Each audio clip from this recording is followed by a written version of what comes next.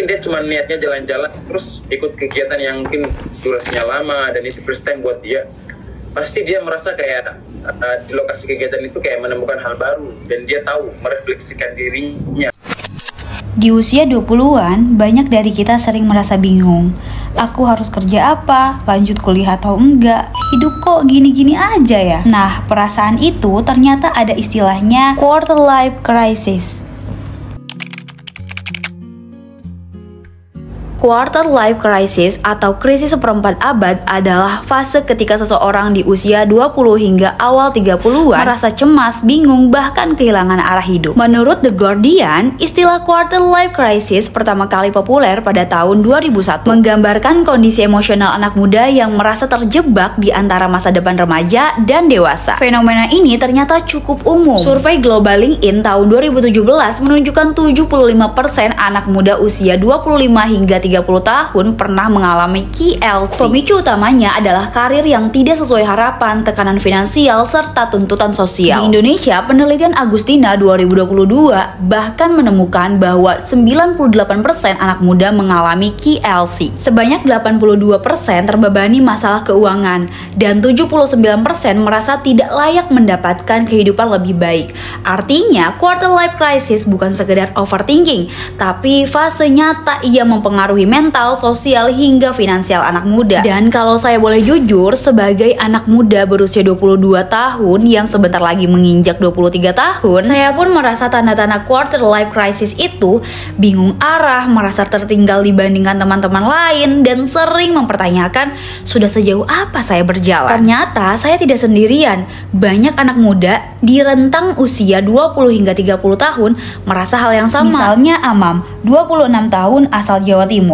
Ia mengaku hidupnya pernah terasa berantakan, sering membandingkan diri dengan teman-temannya yang lebih mapan. Tapi ketika ia ikut kegiatan volunteer di Banda Neira, ia justru menemukan ketenangan. Dari bertemu orang baru, belajar hal-hal kecil, hingga sadar bahwa hidup tidak harus dikejar dengan standar orang lain. Ada juga Wihdatul, 25 tahun asal Banten. Di usianya yang pas seperempat abad, ia merasa belum jadi apa-apa. Namun dorongan ikut volunteer membuatnya berani keluar dari zona nyaman. Dari awalnya bukan orang yang ekstrovert, ia justru menemukan versi dirinya yang lebih terbuka, lebih berarti, dan lebih percaya diri. Kisah lain datang dari Konita, 27 tahun asal Cilegon.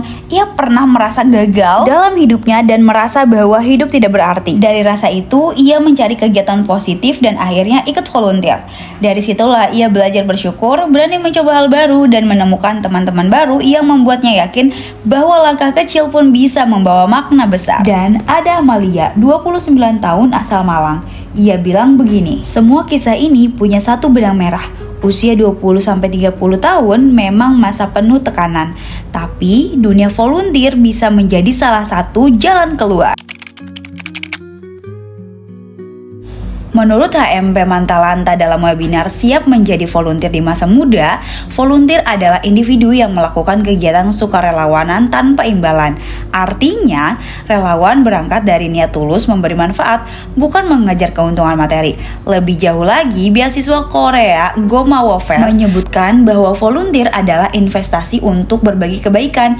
Jadi, setiap aksi kerelawanan bukan hanya berdampak bagi orang lain, tapi juga menumbuhkan nilai empati dan kebermaknaan hidup bagi diri sendiri. Contohnya datang dari Muhaimin Anas, seorang pemuda asal Buton yang mendirikan komunitas volunteer pada tahun 2021. Hingga kini, kegiatannya sudah berjalan lebih dari 4 tahun. Dari perjalanannya, ia berhasil menggerakkan banyak anak muda di seluruh Indonesia untuk ikut terlibat.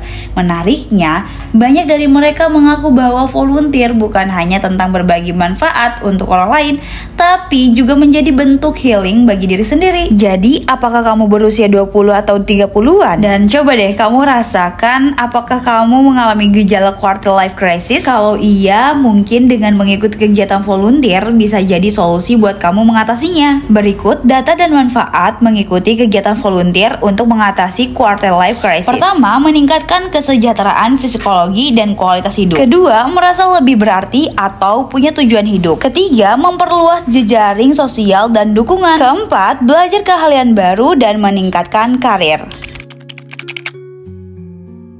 Volunteer memang tidak 100% membuat seseorang bisa mengatasi quarter life crisis. Tapi dengan volunteer setidaknya kita bisa menemukan arti baru dalam hidup, merasa lebih berguna, memperluas koneksi, belajar hal-hal baru, dan yang terpenting, kita tidak merasa sendirian dalam perjalanan ini. Namun, jika kamu ingin mencobanya, ada beberapa hal yang bisa diperhatikan agar mengikuti volunteer lebih efektif untuk mengatasi quarter life crisis. Berikut tips praktis berbasis data. Pertama, pilih aktivitas yang sesuai nilai dan minatmu. Data menunjukkan efek terbesar ketika relawan merasa ikhlas dan motivasinya intrinsik atau bukan karena tekanan luar. Kalau yang dikerjakan sesuai passion atau nilai pribadi, rasa kepuasan dan arti personalnya lebih terasa. Kedua, konsistensi tapi jangan berlebihan.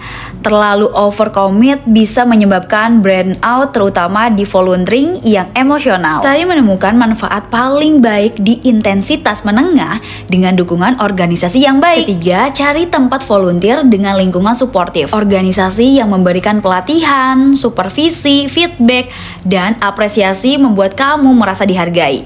Ini sangat mempengaruhi efek positifnya. Keempat, refleksi atas pengalamanmu. Catat apa yang kamu pelajari, bagaimana perasaanmu berubah. Refleksi bisa membantu memahami kenapa kamu memilih aktivitas itu, apa yang ingin kamu ubah, dan bagaimana ini mempengaruhi arah hidup. Tadi menyebut refleksi struktur memperkuat dampak positif volunteering. Kelima, gunakan volunteer sebagai eksplorasi bukan pelarian. Banyak orang memilih volunteering sebagai cara melarikan diri dari stres kehidupan, tapi lebih efektif ketika digunakan sebagai media eksplorasi nilai diri, bakat, peluang baru, sehingga ada pertumbuhan personal, bukan hanya pelarian semata. Terakhir, gabungkan dengan support sosial dan self-care. Volunteering bagus, tapi bukan pengganti perawatan kesehatan mental. Kombinasi dengan berbicara ke teman, mentor, atau profesional, serta menjaga fisik dan mental akan memperkuat efeknya. Dan ini dia point of view beberapa pengakuan dari anak muda yang mengikuti volunteer. Dampaknya cukup signifikan, baik secara saya pribadi maupun secara kolektif. Secara pribadi, saya sebagai volunteer, kegiatan ini memberikan saya pengalaman mengabdi dalam membangun skill leadership, networking, maupun kesadaran terhadap lingkungan di sekitar. Keresahan saya pribadi adalah masih banyaknya remaja yang memang menganggap volunteer itu nggak penting, ngapain jauh-jauh untuk volunteeran doang. Tetapi memang mereka belum tahu gitu tuh rasanya volunteer, rasanya berdampak bareng, rasanya melakukan program kerja bareng. Jadi sebut teman-teman semua di luar sana, mari menjadi relawan di kegiatan volunteering, karena percayalah dampak yang kita berikan walaupun sedikit itu pasti akan berguna bagi masyarakat di luar sana.